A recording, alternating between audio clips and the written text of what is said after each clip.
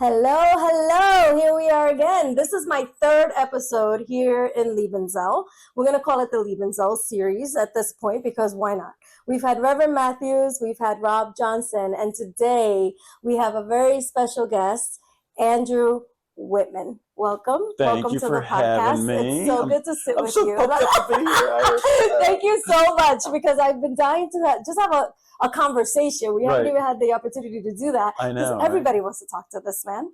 No one wants to talk to you. I don't know what you're talking about. Nobody wants to talk to me. I can't get a word in edgewise. Oh, please. He's been doing presentations. He's been teaching. He's been training. He's been just doing so many things this week, which is Mission Fest here in Liebenzell, like Reverend Matthews has told us. And so Andrew Wittman is the keynote speaker of the Mission Fest dinner tomorrow night. And so I am very excited, and I kind of just got to, steal him away from everything and sit with him and ask him some questions. Yeah. So welcome to the show. Thank you for having me. Yeah, I'm so happy to see you and to meet you and to know all about him because I read all about him. You know how I do, caffeinated and curious.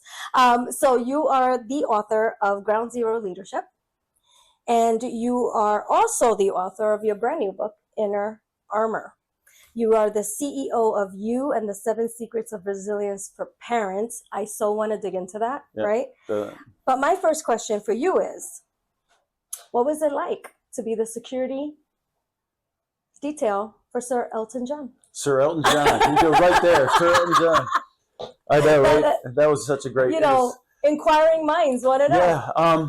I've been very fortunate to be in those circles. And it was when I was a federal agent, and he came up to Capitol Hill, and...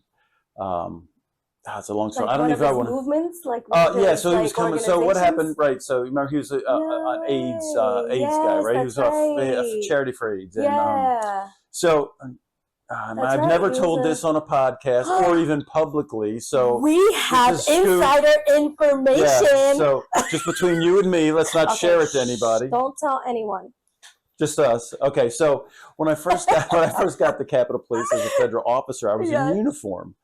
And the senators would, you're patrolling like a police officer before I became an agent, plainclothes and security. So you were like in the Secret Service? Yeah, it was like that. So Capitol Police does the same thing the Secret Service does, just for the House and the Senate. Gotcha. So it's like a sister agency kind of, a rival agency, I'll say it like that. Okay. Right? So I was on uniform when I first got there, because you have to, work your way into it, get promoted to be an agent. And there's very few agents. There's like 1,500 people on the force, and maybe... maybe 70 agents, maybe 80 agents at the time. So it's very right. Yes, it's a law enforcement. It's a law enforcement agency, right? Mm-hmm. So I was assigned to the Senate side. Okay. And the senators come and go, and Senator Kennedy, no way, would come in every morning, and I would say, "Good morning, Senator," and he would just like walk past. Right? We're gonna be so.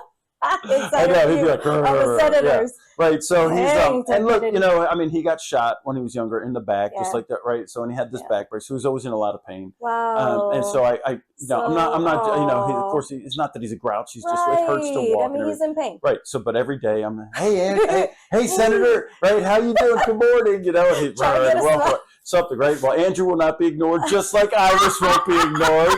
Am I right? Hi, Andrew. Right. So I'm telling him every day for 6 months. So I made it my game kind of to find out what time he came in and what time he left, and I would just kind of go make sure I was kind of every chance I got that I would be there, be like, "Good night, Senator. Right. Good morning, Senator." Right. So finally, like 6 months of this perseverance, right? Yeah. Well, he just stopped and he was like, he's like, would you just go? Tired me right. Out. Exactly. He's like, "What's your name?" I'm like, "It's Andrew," He's like, "Okay, Andrew."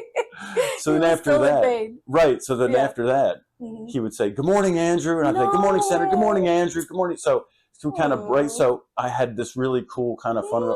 And his son, Patrick Kennedy, was a representative from Rhode Island. He was on the House side. He was like my age. And we kind of would do shenanigans, kind of cut up, and we kind of goof off, and and maybe I'll remind me on tomorrow night. I might tell a story about that. Please, I'm gonna Patrick Kennedy. And then ask me from the crowd if I don't say it. You say, "Tell me the Patrick Kennedy story." Okay, you can count on me. I know you'll do it.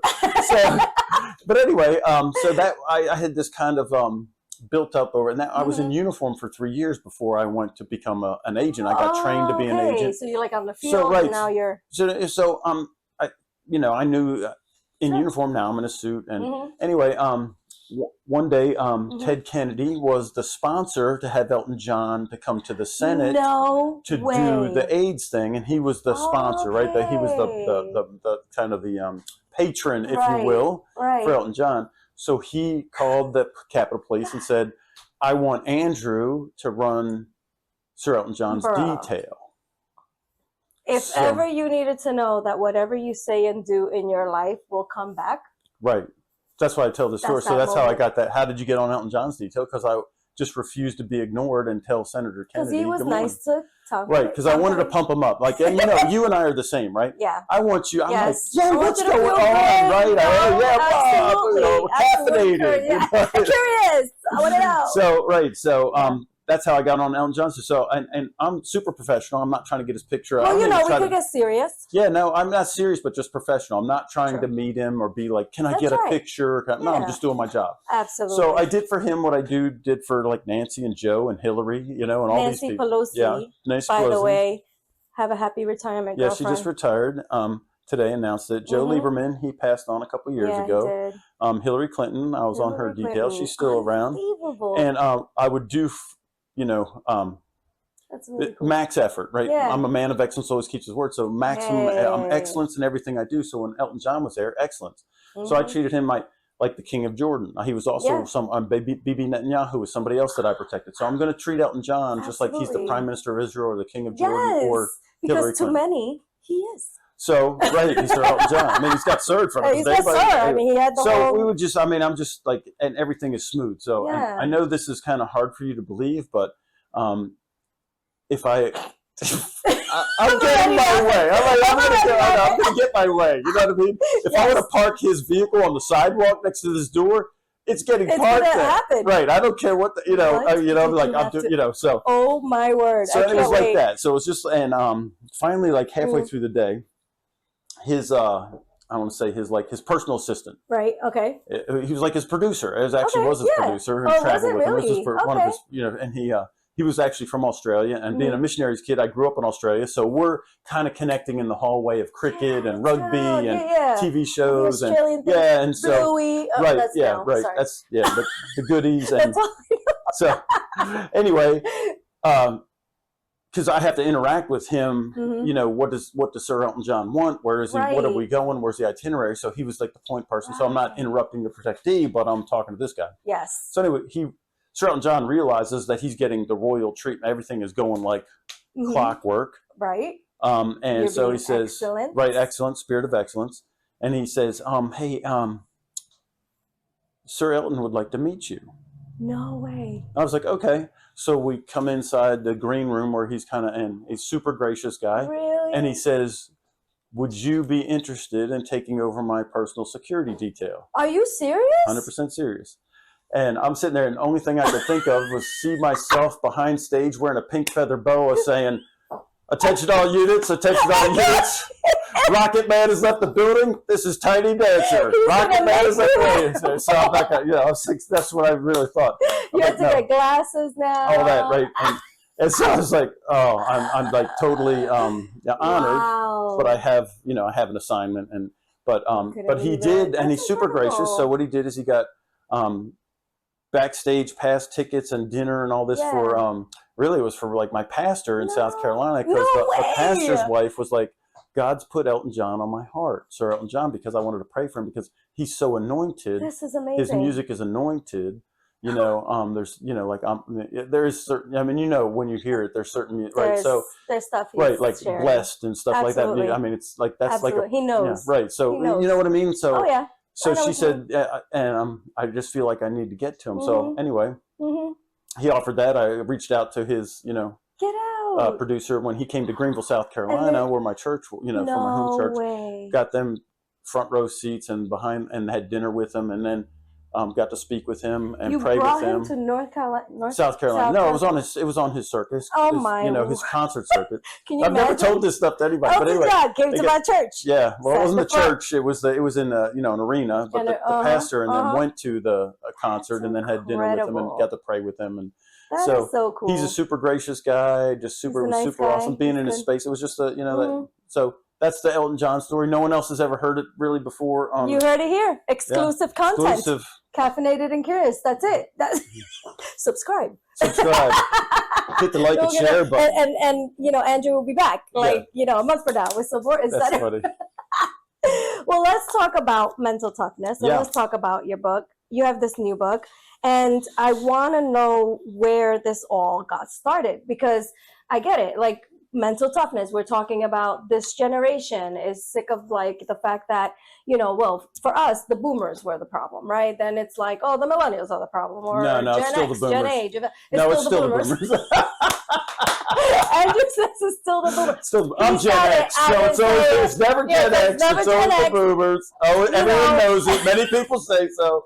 So every generation has the previous one messed up. Right. But all that to say that here we are now, right? Mm-hmm. Faced with, brain crazy rot chaos and all stuff on the internet and just this life of technology and all that. And here you are talking about mental toughness.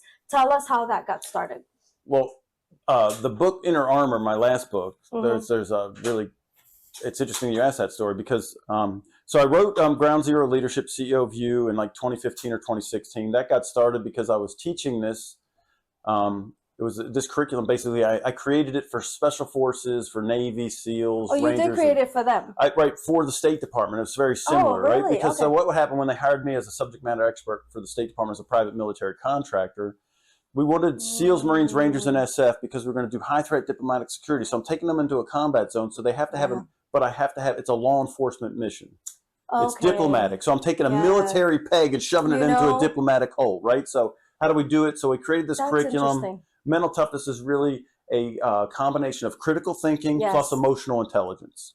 See, military thinking is like point and shoot. That's the bad guy, get him. It's rules of engagement. Right.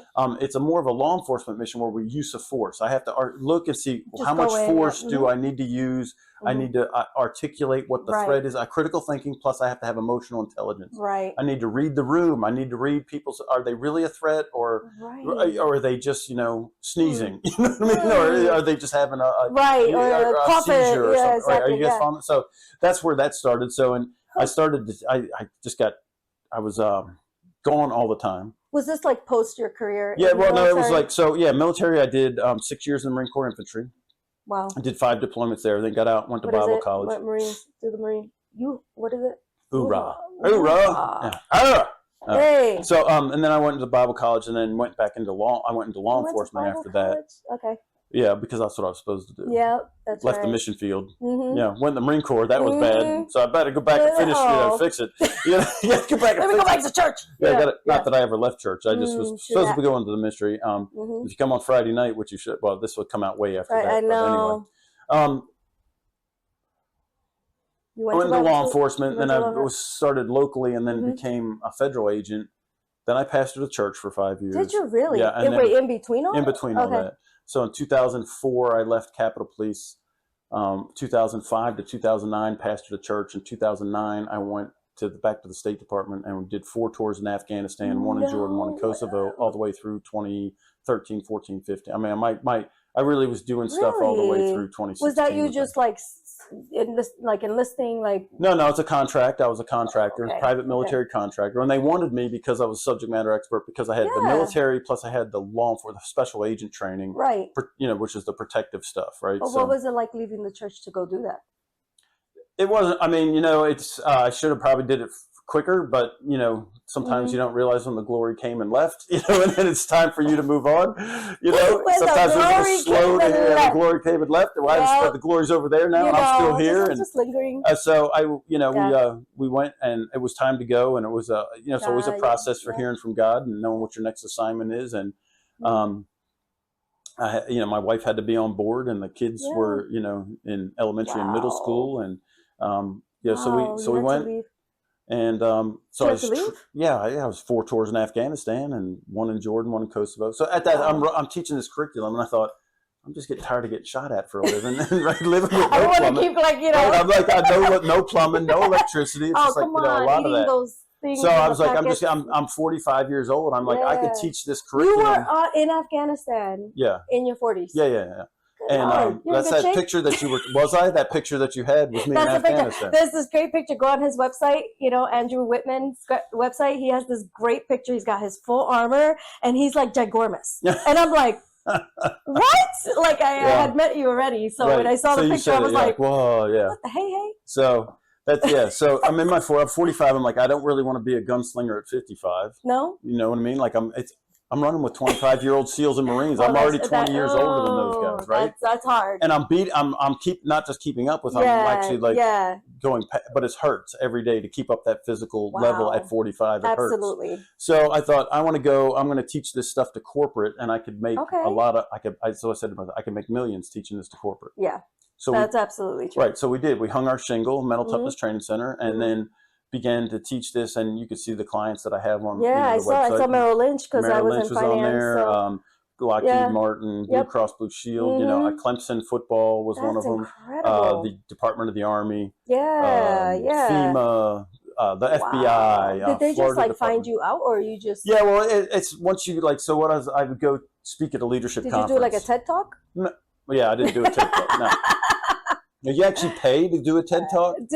I get paid to talk, right? I'm not, you know what I mean? Like, seriously, those people that do a TED Talk. Do you have to pay to do a TED Talk? Yeah, you pay. It's a marketing shtick. You should look into it. No, you shouldn't. So that's why there's so many people that do them. Yeah.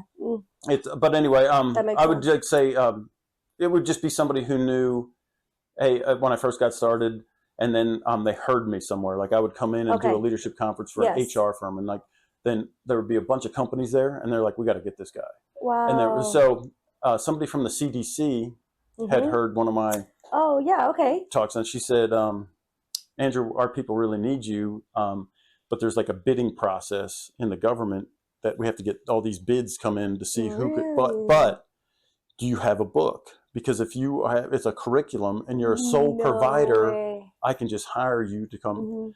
So you just said, let me I get it done. So I would put out Ground Zero Leadership CEO of You, which was, it's really a compilation of my coaching manual. It was all my curriculum of really 30 years of study at that point. Wow. Just put it together in a book, and that one came out. That's really the coaching manual. Okay, so that was the leadership book. This leadership book and it's very strategic, and it's for leaders. And so, and then during that, I had a big media push, and I was doing a lot of media. I did, I ended up on the Hallmark Channel, Home and Family. No way. So I'm sat down with them, and we're talking about this stuff, and they're like, this would be really great for kids, you know. So we had they all have kids, so they're thinking about this critical thinking, and they're like, you need to write a book for parents. Exactly. So I went back and I wrote 7 Secrets of Resilience for Parents. Okay. Then I got picked up. That's an actual book. That's 7 Secrets of Resilience for Parents is the book, and it's my best. It's my best work. I would say. Wow. You know, I did. It's my best writing and my best research. It's the most polished of my books. And it went to #1 on Amazon, and Fox and Friends had picked me up, and back on. And we're going to put all this in the description, because I was on the Today Show. Know this. So I did all that, and I had. I went to Yahoo, and the thing's #1, and I'm on Forbes and Wall Street Journal and Harvard Business, all these just crazy media. That's incredible. And so, in the middle of all that happening, this is where Inner Armor came from. Okay. My phone rings, and I'm like, usually if I don't know the number, we ain't picking that up. You know how it is. Reason was like, hey, pick that number up. We have smartphones now, but before, you would see the number. So it was like 2018. I want to say 2018 was when the parenting book came out. So maybe 2019. And it was the chaplain of the Marine Corps calling for the commandant of the Marine Corps. So, and he said, so the commandant of the Marine Corps is the 4-star. He's on the Joint Chiefs of Staff. He's head of the entire Marine Corps. And so they're in their meetings. And they're calling you. Yeah. So he's like, and I'm like, oh, okay. So I'm a former Marine. When the commandant calls a Marine, you'd be like, I gotta go. I mean, I'm knocking my butt. Sorry, first general order is, so, right? Keeps coming back. Yeah. It's like, oh, you're like, what did I do now? Trigger. I'm sorry, Gunny. So it was a trigger, right? So he says, we're in our meetings, and the commandant's concerned about the suicide rates and the PTSD of the warfighter. And nothing we're doing, the drugs, the counseling, the therapy, nothing is moving the needle. Is there something that you could do for the spiritual fitness of the warfighter? Spiritual fitness. That's why the chaplains call me. We can't do it. We're not doing it with drugs. We're not doing it with psychology. We're not. Can you spiritual fitness? And we saw your book. Wow. I'm like, yeah, that's what we do, right? So. Oh my word. They asked me to come up to create this program for them. Well, you can't do. It's not like corporate training. Like these are Marines in the field, so 18 to 35 this is totally year olds. Different, right? Right. Like they're running and go. This is the warfighter. Like they're not going to sit in a corporate seminar. No, they're not. And if you do, first off, you sit in a corporate seminar, they're going to go right to the field. They got to go back to work the next day. It's not going to make any change. I always say you can't save any souls in 8 hours. You're not going to, right? It's it's like this is what I say when I'm on the podium. In high school, you go to driver's ed class. Yep. You learn about here's the rules of the road. Right. Oh, and there's a steering wheel, and here's the brake. But that's not driving the car. They teach you the rules of the road. Now you're aware. Right. But you have to drive the car. You have to train it in order to drive the car. You have to actually get in behind the wheel and drive the car. So I have to create this curriculum. And now, since I was a Marine and I'm still connected in with a bunch of guys that we get together all the time, with them, right? Still, once you're in combat with somebody, it's a whole different thing. They're your brothers and sisters. So I know I have to create this thing. So I create this thing based on a workout of the day kind of thing. Like, they PT in the morning. Yeah. I need to have this resilience, this inner armor resilience, this critical thinking and mental toughness. As it's got to be part of their day. Right. Habit stack, right? So the inner armor is very tactical, whereas the ground zero leadership is strategic. It's like, what's your vision? What's your, purpose? They already know their vision and their purposes is whatever the first sergeant or the staff sergeant tells them to do that day, right? So, but how do I get through, how do I have this resilience, this mental toughness or resilience so I don't, I'm not melting down, but I can, still function. Right. So I created it. And it was that's incredible. We did it over COVID, and then all that stuff happened, and the new commandant came in and said, we don't care about that. We can't stop suicide. It's what he said. It's an unsolvable problem. PTSD is an unsolvable problem. What? So they just got rid of it, which is fine. But I thought we did all this work and it's so good. I really need to get it out. So I put it in the book, and the book's it's tactical. So you could look at it in like 3 minutes, and I give you a drill. Really? So you're not just going to read it and walk on. I'm giving you this is the exercise that what the Marine would get, and then you practice it day in, day out, and then you eventually. Now this is you mean emotionally, or do you mean is there a physical, emotional? I think of it as how we're going to stack it together. Yeah. Because what we know about neuroscience and medical science is that the body, the emotions, and the mind all work together. Yes. Or they can work against each other. Right. So this is my whole thing. This is my obsession since I was a kid. How do I get the body, mind, and emotions to work together? That's right. Right. So that's what these books teach you is biopsychology, the body, the mind, and the emotions. And what you need to know about the emotions it's really just connected to your hormones. Emotion is just a chemical reaction to how you view something, right? Your perception of the events around you triggers the emotional response is a hormonal response. Right. Fight, flight, or freeze. Or have you ever been like in a near accident or car wreck? Right, and it and then, but everybody's safe. Yes. Then 2 seconds, or 3 seconds, or 5 seconds later, then your heart starts pounding. You feel it. Well, what's funny? You're saying this. I broke my leg in March. Of this year, ice skating, and we can show some images and things like that. I've shared it in church and things, but I broke it completely because I'm a perfectionist. I say, and if I'm going to do something, I'm going to do it fully. So I went ice skating with my kids in March after we had done a whole season of skiing. I ended up going ice skating, and I broke my leg, my ankle, my tibia, and fibula. All three shattered. Fell and shattered my leg. I wasn't even doing anything crazy. I wasn't trying to be Christy Yamaguchi, who I always wanted to be. You have to say I wasn't doing anything crazy. I'm just saying, if you have to tell us that. So you were doing chances are. Some people are like, why are you even on the ice? I'm like, because, ski season's over, it's warming up. We went ice skating. And basically, I was just gliding, but I had been ice skating for about 45 minutes at that point. and there were already grooves. The Zamboni needed to come out, and we were just at the end of our run. That was not on my bingo card. Zamboni today. Today was not the word. The Zamboni was the word of the day. Yeah. We were waiting for the thing to go, because we knew it was getting to the end of our run, and we had to go, and they had to clean. But there were grooves and a lot of shavings, and I just lifted my leg up and caught a groove. Fell right on it, and it was like that. When I fell, first of all, I'm ice, so I'm cold already, right? So that kind of affects everything. But I fell. My little boy was in front of me, so my 10-year-old was in front of me, and I was just behind him. And he was getting the hang of it because we've gone ice skating before, but I know how to ice skate. And I just said, let me just put my leg up. And when I fell, my reaction was like, take my leg up. I didn't think I broke it. I just thought I sprained it, something, because I didn't feel anything. And when I picked up my leg and it went. Then you knew something was up, man. I think seeing it, then reacted, and I felt right there the instant pain. And my son came over to me, and I was with my other sons as well and a friend, and they all start asking me what happened, and I couldn't even speak at that point because the level of pain went from 0 to 60. It was the most excruciating pain, and my leg sounded like in my ears shattered glass. It was just and every time I shook it, it was just oh my God. And it was so painful coming out of that. 4 weeks not walking, not moving. Right. When I went to PT, I don't work out. Sorry, Andrew, but I don't work out. I hate the gym. I don't like sweating, having to do my hair again. I don't like it. But I'm very active. Obviously, I go skiing with my kids. Right. I have 20,000 steps a day and things like that. I eat well, whatever. So you actually do work out. You just don't do it in the gym. I don't like gym stuff. That's fine. So, but I get bored. You're still fit. Because I'm looking at you, I'm like, there's no way you don't. I do. I'm active. Yeah. Okay. Good. When I started PT, I did not understand what that meant. Yeah. Like I said, this looks like a gym. I don't like this. I was very upset. I'm not a good patient. I hate that my leg doesn't work. Just get me walking. That was my thing. Just get me walking so I could go home and get back to life.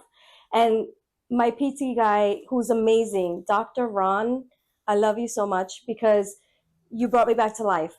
When I got there, I was with a hoodie on, and I was just like, please don't even talk to me. Moving marbles with my toes. Just the stuff that I was like, what is this? And he's looking at me. He's like, let's go. Let's do it. And I'm just like, just so mad about the whole situation. It took about a month more before I took my first real step. Mm-hmm. He started bending my ankle, and he goes, you see, Iris, what it is that your body can do it. Your brain is telling it that it can't. Mm-hmm. So PT is not physical. Mm-hmm. It's psychological. Mm-hmm. And I would cry through it. Yeah. Dr. Ron will hold my hand, and all the wonderful people at Sports Care in Parsippany. I love you so much. But they just held my hand through it. They dealt with my attitude. When I started walking, I'm like, okay, that's it. And they're like, no. But no. I want to run. And I'm trying to run. They're like, yeah, you see what you're doing there? I couldn't drive. I had to wait another month to drive. And all that to say that in September, I was healed in 6 months versus a year. Right. And I said, okay, I want to get back on the ski slopes. And he's like, this girl. Yeah. All right, we'll see you next week. Exactly. So I have to go more, but it's all a mental. It is. So you had a complete, I want to say an on steroids experience with this stuff, but we do it every day. We have these same issues. Yeah. With how the body and the brain and the mind. So that's what the mental toughness is. It's just a training of ourselves. And how do I train my brain and my perceptions to cooperate with my body? And this is what I say with your emotions, right? Yeah. You never fight your biology. If you're not eating right, your hormones are off, so your emotions are going to be off. If you're not sleeping right, your hormones are off, so your emotions are going to be off. Because the emotions are nothing more than the chemical hormones that your brain, when it sees something, calls up to sustain your response. That's what we call it. What, getting hangry? Is that what is that? Hangry. I'm hangry. Because your body's not. And it's interesting because, what you're saying about the brain, about the emotions, I'm thinking about all the parts of my life where this is like so true. I homeschool my kids. Mm-hmm. There's things there, you know, going through the physical stuff and, Mm-hmm. you know, injuring myself. There's things there. Going through the spiritual stuff, there are things there. Spiritually, I'm, you know, telling myself, if I believe this, do I really believe it, or is it just in here and not really coming out here? You know, is it not really in my heart though? You know, so the things that we're piecing together as you're sharing your story and as you're sharing what you have learned and studied so deeply and so vastly and so comprehensively, you know, the eating. I have to have protein shakes now. Like, what is that? You know, and I'm like, oh, but it helps your muscle. It helps it prepare for the workout, and then it helps it to after the workout. You know, again, I don't work out, so I'm just so I'm learning all of this, but it's resonating so much with what you're saying. So how do you translate that into parenting? Oh wow, you just love to bring them out. Well, you know, it doesn't. So parenting is no different. I'd say it's no different than leadership. The only difference between parent and management or leadership or coaching is you're more emotionally invested. That's what makes it harder. That part will go up because you're emotionally invested, right? Yeah. So you have to look at it as, first off, and this is the grounds of your leadership. Like, so the definition of leadership, and this is really the definition of parenting, because parenting is a leader, is that it's. I looked it up because I heard the great John Maxwell say that leadership is nothing more than influence. Right. Nothing more, nothing less, and I was like, isn't that?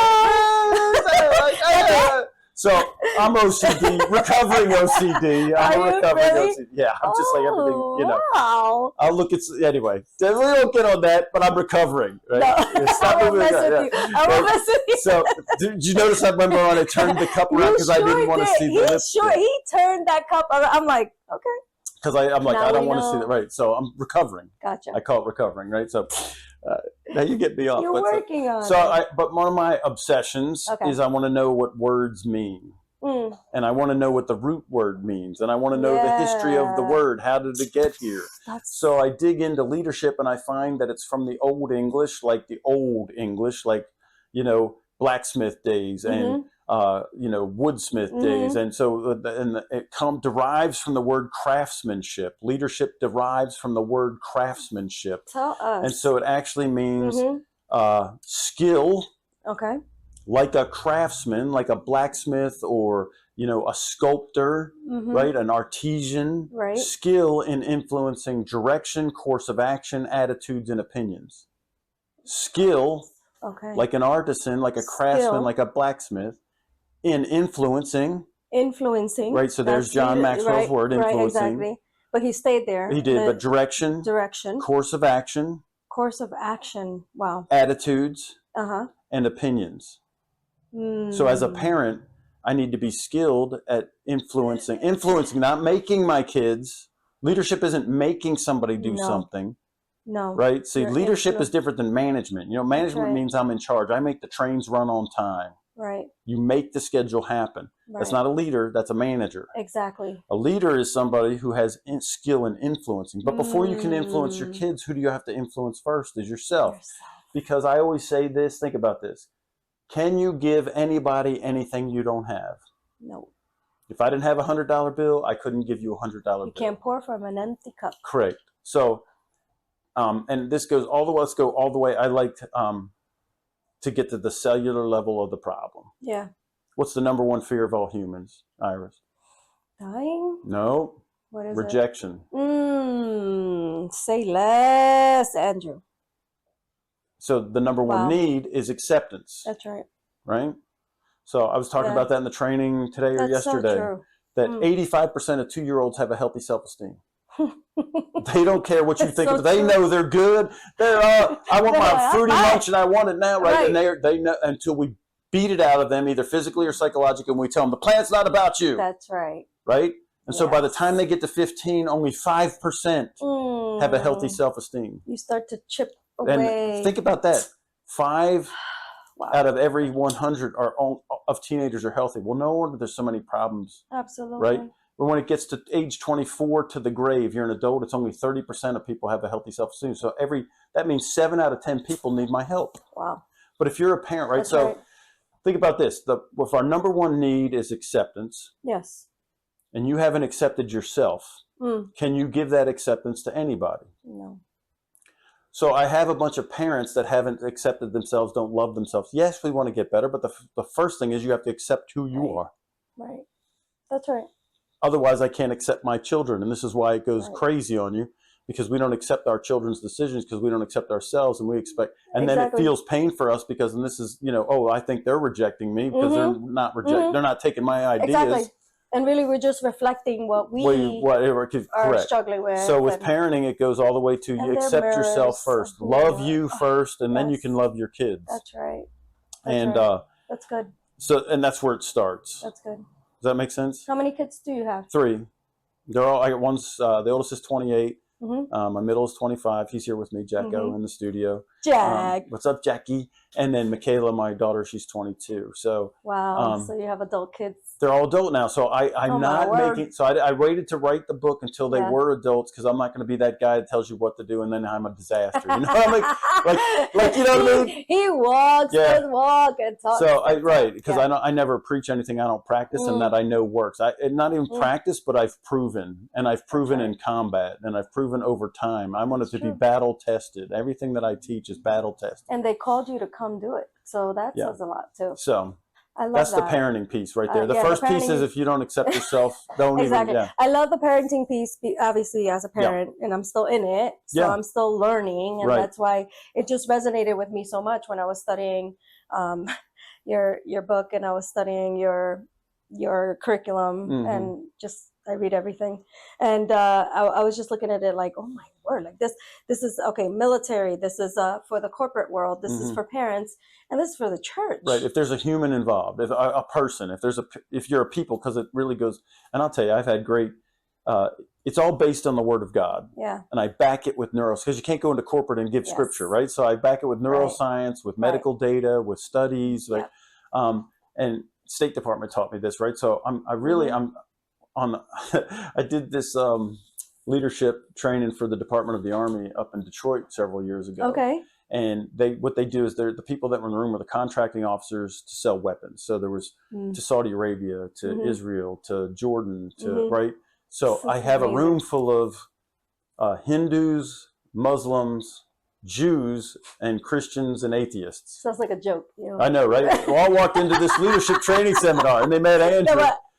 By the time I'm done teaching it, everybody's like, you got to meet my imam. You got to come. The monk wants you to come to his house. No the rabbi would love to be. Yeah.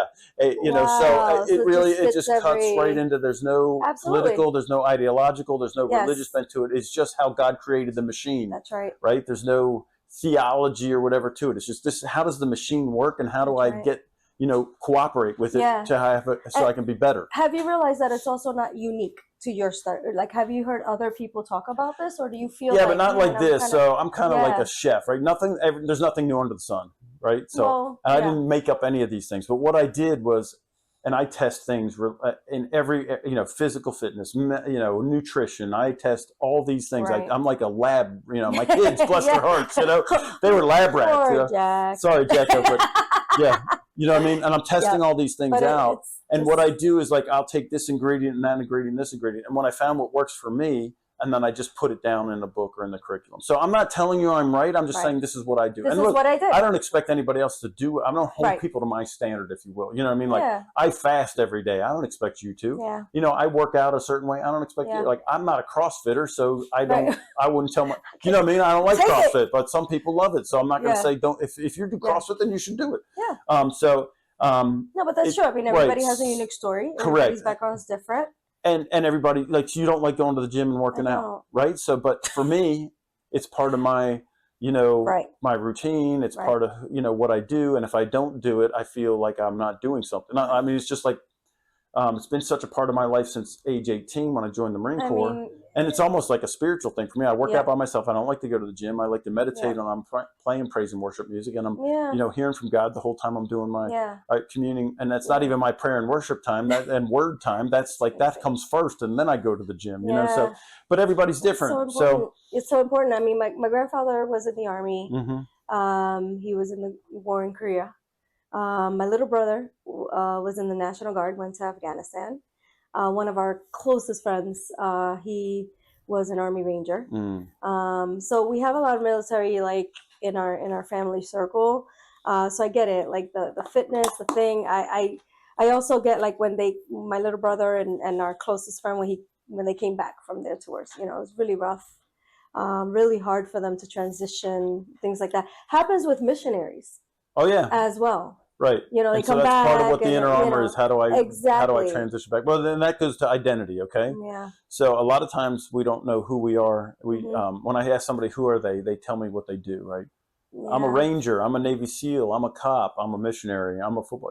That's not who you are. That's a role you're playing. Very true. That's another piece that we do in the parenting book, because you need to teach your kids internally who are you is not based on what you do. Who are you is who do I want to be. I engineer my own identity. I'm, the thing, so my identity, my internal identity is I'm a man of excellence who always keeps his word. So, I used to be a perfectionist, but perfection always sets yourself up for failure. So I changed it to excellence, which means I give my absolute best effort. And if I fail, I can still go to sleep at night, because that's the recovering of the OCD part, because I was never perfect and it was just driving me insane. So I had to change from perfectionist to excellence, because God turns everything that So that I'm not perfect. We live on planet Earth under the curse of the fall, so it's not going to be until Jesus comes back. You know what I mean? Like let him do the perfect part. Right. So we're a work in progress. Yeah. So who are you? And that's one of the biggest things we do is work somebody through that in inner armor, both and in the strategic leadership. What's your internal identity? I love that it was forged even from your weaknesses. Because the Bible is very clear. God says, and Paul wrote it, my grace is sufficient. My power is made strong. God's made strong in our weakness. Well, that's about our being humble, because, and here's the thing, the Bible already tells us the weakest part of our being, we're a 3-part being. If you're born again, you have a spirit. Right. That's the part that makes you like God. The Holy Spirit mixed with your spirit. Yes. You have a soul, mind, will, and emotions, and you live in a body. That's right. The flesh, your body, we already know it's the weakest part, because you already know this, right? The spirit is willing, but the flesh is weak. Right. So my mom would used to use that as an excuse to have 2 pieces of cheesecake. The flesh is weak. I'm like, I don't think that's what that means. I know. My grandfather used to say something similar. That's funny. Yeah. I guess it's that generation. It was like a funny joke. Hilarious. It is funny, but that's what it means is that our body is the easiest one to dominate. Our emotions is the hardest to dominate. Right. So, but if you can't get your body under control, I already know you can't dominate your emotions, and you're not dominating your thoughts. Right. Bring into captivity every thought to the obedience of Christ.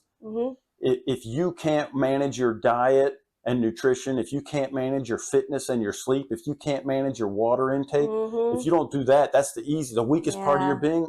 I know you have no shot. That's interesting. Yeah, that's no good. Shot at the fruit of the Spirit. That's right, and it's all connected. Yeah. So that's the first level. That's really good.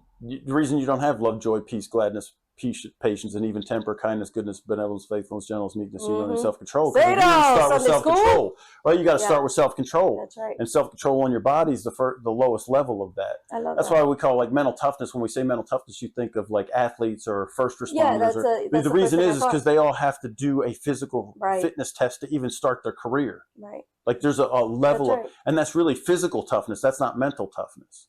Right. Mental toughness is controlling my thoughts and my emotions and then my actions. Because not just one is going to get you through everything. You need all of them. Right. Are you going to write another book for the church?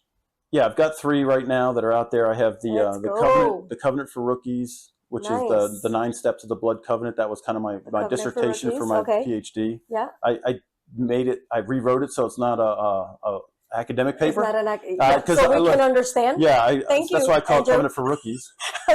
What is this? So I tried to call it Covenant. I tried to get permission to call it Covenant for Dummies, but they wouldn't let me. They're like, we're not interested in doing Oh, the dumb come on. Because I was sitting in this is why it's in the introduction to the That would book, have been right? really good. I'm at the grocery store. You know how they have all the crazy, like the alien magazines, and there's a little book that said Poker for Dummies, right? And then there was like Roulette for Dummies, and there was this, right? So they had all these things for. So God was talking to me and saying that we need take the covenant principles and make them simple. Yep. So I call it for rookies, not dummies. We're not dummies. Right. So anyway, that's the blood the 9 steps of the blood covenant, and then I have a book called Righteousness, God's Equity, which came out. That was the next piece of my dissertation, if you will. So these are already out. Yeah, they're already out. You can get them. Yeah, they're on Amazon. We're going to put them in our description. And then, so I wrote that book in 24. Got well received. I mean, watching people getting born again reading the book. Wow. I mean, literal transfer where unrighteous, worldly people were looking at people and going, that guy looks like he's, I don't know, born again. They don't even know what that means. Yep. It's a new person that they're looking at. That's right. And so it was a good book. We actually sent that book out to every pastor in the county, our home county. Absolutely. Everybody got one. Nice. And it was funny because we were getting reports that pastors were preaching it from the pulpit. Were they really? Yeah, and then we're like, you see your content. Yeah, but that's what I want. I don't care about, right. So it's not my content anyway. The Holy Ghost gave it to me. So, and then, right. So, and then we put out the Inner Armor book. And at the same time, I was kind of putting out a book called Good and Evil, Back to Basics. And what is that? The difference in good and evil, like the concepts. Remember I told you I'm like OCD with the words? Yep. So in Romans 12, it says to abhor evil and let love be without dissimulation. Don't be having no simulated fake love. I don't want to hear this fake it till you make it. That's not scriptural. That's con man stuff. Tell us. Abhor evil and cleave to that which is good. And now that's a military command, not if you feel like it, if you get around to it. You might want to think about evil might not be a good thing. No, it says abhor evil and cleave to good. That's right. So, military Andrew, terms. I'm like Forrest Gump, right? I'm like, I'm serious. I'm Forrest Gump. I'm very simple. I just very simple. I'm very simple. PhD Andrew Wittman is simple. I am, because what's good?